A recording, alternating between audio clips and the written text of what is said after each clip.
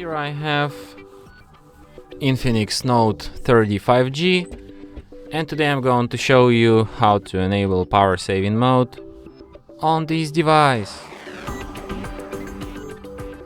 To do this, firstly you should open settings, then you should go to this power marathon section, and here you can find this power boost. So you just tap.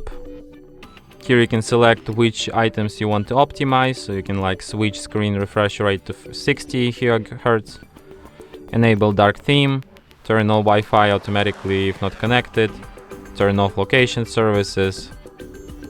Here you have you can set up power boost reminder, you can set it to turn automatically at a specific battery level, and you can also turn off it automatically at a 75% battery automatically.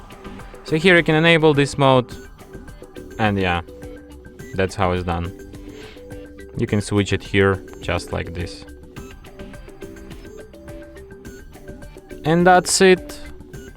Thanks for watching.